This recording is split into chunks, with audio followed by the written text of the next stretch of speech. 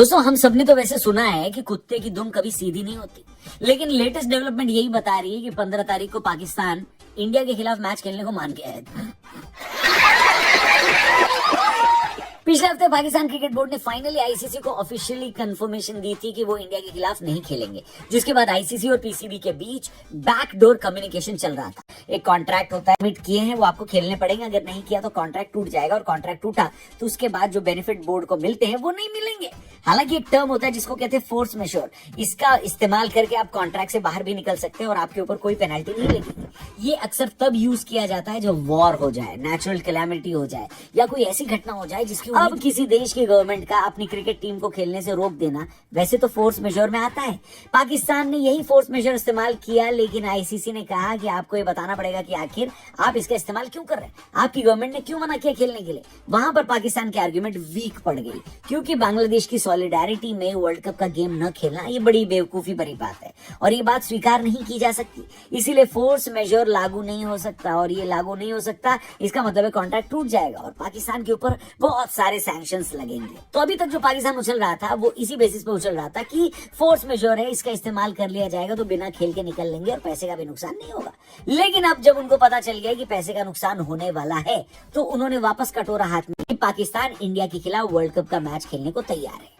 15 फरवरी को श्रीलंका में India versus Pakistan का मैच करते हैं। तो दोस्तों 15 तारीख को इंडिया पाकिस्तान का मैच ऑलमोस्ट तय है। इसकी एक वजह ये भी हो सकती है कि पाकिस्तान अगर ये मैच बॉयकॉट करता तो पॉइंट्स के साथ साथ उसको नेट रन रेट का भी भयंकर नुकसान होता, और जिस हिसाब से नीदरलैंड ने उनको फंसा लिया था उस हिसाब से कहीं नामीबिया और अमेरिका भी उनके साथ उलटफेर न कर दे। अगर ऐसा किया तो पाकिस्तान एक बार फिर वर्ल्ड कप से लीग स्टेज से ही बाहर हो जाएगा। इसीलिए उनको लग रहा है कि इंडिया के खिलाफ मैच को खेल लेना चाहिए। पॉइंट्स अगर हम हार भी जाएंगे तो कम से कम नेट रन रेट तो बचा रहेगा, अगर कुछ उल्टा सीधा हो गया तो फिर अगले राउंड में जाने की संभावना तो रहेगी। इसीलिए सूत्र ये बता रहे हैं कि पाकिस्तान ने आईसीसी को बोला है कि हम 15 को मैच तो खेल लेंगे, लेकिन हमारा आईसीसी रेवेन्यू में शेयर बढ़ा दो।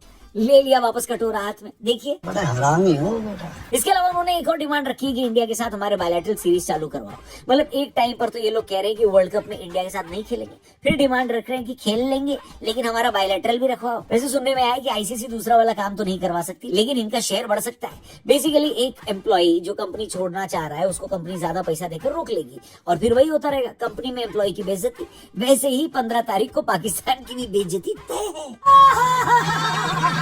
वैसे बेइज्जती तो इस वक्त T20 वर्ल्ड कप में दुनिया की बड़ी बड़ी टीमों की भी हो रही है, क्योंकि अंडरडॉग जो टीमें हैं वो इस वर्ल्ड कप में कमाल कर रही हैं। कल हुए 3 मैचों में न्यूजीलैंड अफगानिस्तान से, इंग्लैंड की टीम नेपाल से और श्रीलंका आयरलैंड से जीत तो गई, लेकिन सिर्फ मैच जीत पाई क्योंकि दिल, गुर्दा, किडनी, फेफड़ा ये सब तो छोटी टीमों ने जीता है। इसमें भी मैं खासकर इंग्लैंड वर्सेस नेपाल मैच का जिक्र करना चाहूंगा, क्योंकि अगर आप कल वानखेड़े में देख लेते हैं ये मैच तो फिर आपको यकीन नहीं होता कि आप मुंबई में बैठे हैं या काठमांडू में।